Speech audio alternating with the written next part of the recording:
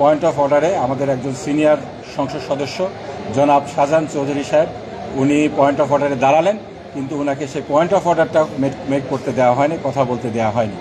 এই সকল কিছুর প্রতিবাদে শেষ পর্যন্ত আমাদেরকে ওয়াকআউট করতে হয়েছে। এরপরে আমরা দেখেছি সংসদে যে বিলগুলো আনা হয়েছে, এই বিলগুলোকে কার্যপ্রণালী বিধির ৭৭ বিধি অনুসারে যেভাবে আনা উচিত ছিল সেভাবে করে আনা হয়নি।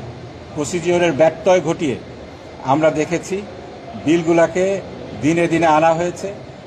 স্পিকারের এখতিয়ার রয়েছে 3 দিনের জায়গায় 1 দিনের মধ্যে কাগজগুলো সরবরাহ করার জন্য, বিলের কাগজপত্র সরবরাহ করার জন্য এটা অনুমতি দেওয়ার।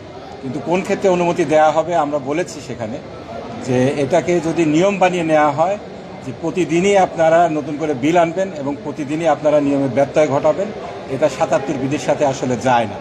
আমাদেরকে আগে কাগজ দিতে হবে, সংসদ সদস্যদেরকে বিলগুলো পড়ে এসে তারপরে আপত্তি উত্থাপন করার সুযোগ দিতে হবে। সেই সুযোগটা আমাদেরকে দেওয়া হয় না, এটা আমরা তুলে ধরেছি। আমাদের কথাকে অগ্রাহ্য করে এই বিলগুলোকে উত্থাপন করা হয়েছে। সর্বশেষে আমরা দেখেছি পয়েন্ট অফ অর্ডারে আমাদের একজন সিনিয়র সংসদ সদস্য জনাব শাহজাহান চৌধুরী সাহেব উনি পয়েন্ট অফ অর্ডারে দাঁড়ালেন, কিন্তু ওনাকে সেই পয়েন্ট অফ অর্ডারটা মেক করতে দেওয়া হয়নি, কথা বলতে দেওয়া হয়নি। এই সকল কিছুর প্রতিবাদে শেষ পর্যন্ত আমাদেরকে ওয়াকআউট করতে হয়েছে। আমাদের বক্তব্য পরিষ্কার, এটা জাতীয় সংসদ, এখানে জনগণ আমাদেরকে নির্বাচিত করে পাঠিয়েছে। এখানে জনগণের কথা আমাদেরকে তুলে ধরার ন্যায্য সুযোগ আমাদেরকে দিতে হবে। সেই সুযোগ যদি আমাদেরকে না দেওয়া হয় তাহলে এই সংসদে থাকার আমাদের কোনো মানে হয় না। আমরা আপনাদের মাধ্যমে জনগণকে জানাতে চাই, জনগণের কথা তুলে ধরার জন্য, জনগণ যে জন্য আমাদেরকে সংসদে পাঠিয়েছে সেই ভূমিকা রাখার জন্য আমরা অক্লান্ত পরিশ্রম করে যাচ্ছি।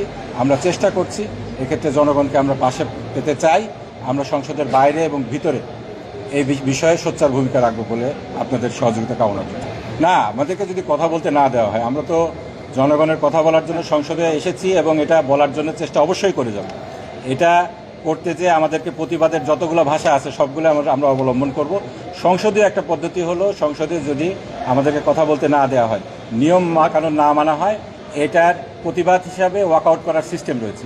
সেই হিসাবে আমরা ওয়াকআউট করেছি, কিন্তু আমাদের কথা আমরা বলার চেষ্টা করেই যাব সংসদের ভিতরে এবং বাইরে।